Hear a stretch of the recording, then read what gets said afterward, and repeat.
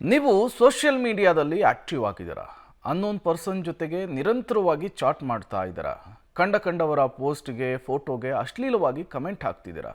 ಹಾಗಾದರೆ be careful. ಯಾಕೆ ಅಂದ್ರೆ ಇಲ್ಲಿದೆ ನೋಡಿ ಡೀಟೇಲ್ಸ್.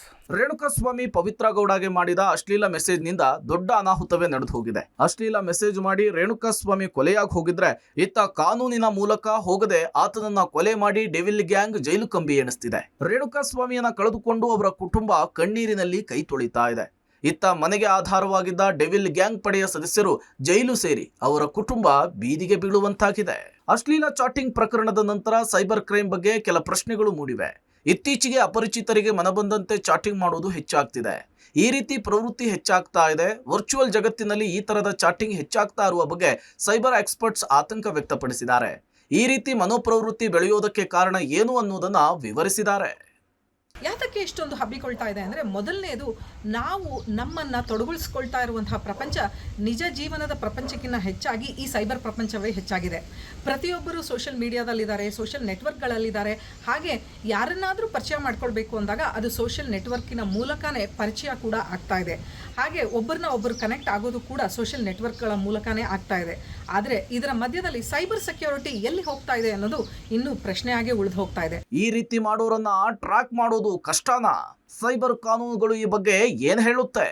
ಸೋಷಿಯಲ್ ಮೀಡಿಯಾ ಬೆಳೆದಂತೆ ಯುವತಿಯರಿಗೆ, ಮಹಿಳೆಯರಿಗೆ ಅನಾಮಿಕರು ಅಶ್ಲೀಲ ಮೆಸೇಜ್ ಅನ್ನ ಕಳುಹಿಸುವುದು ವಿಪರೀತವಾಗ್ತಿದೆ. ತಪ್ಪು ಅಂತ ಗೊತ್ತಿದ್ರೂ ಕೆಟ್ಟ ಸಂದೇಶಗಳನ್ನ ಕಳುಹಿಸ್ತಾನೆ ಇರ್ತಾರೆ. ಹಾಗಾದ್ರೆ ಕಾನೂನು ಏನ್ ಹೇಳುತ್ತೆ?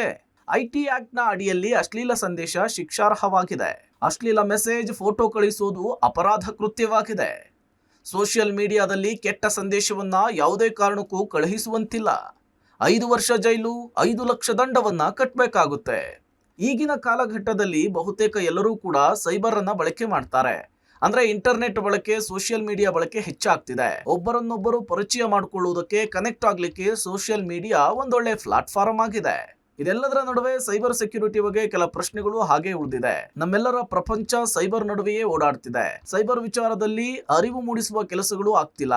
Cyber hacking, cyber stacking, cyber platform ಮೂಲಕ ಯಾರನ್ನಾದರೂ ಹಿಂಸೆ ಮಾಡುವುದು ಅಪರಾಧವಂತೆ. ಆದರೆ ಅದರ ಸರಿಯಾದ ಬಳಕೆ, ಸೈಬರ್ ಕಾನೂನುಗಳ ಬಗ್ಗೆ ಅರಿವಿಲ್ಲದೆ ಇರೋದು ನಿಜಕ್ಕೂ ಕೂಡ ಪ್ರಶ್ನಾರ್ಥಕವಾಗಿದೆ. ಎಲ್ಲರಿಗೂ ಗೊತ್ತಿರೋ ಹಾಗೆ ನಮ್ಮ IT ಆ್ಯಕ್ಟಿನ ಅಡಿಯಲ್ಲಿ ಇದೊಂದು ಅಪರಾಧವೇ ಸರಿ.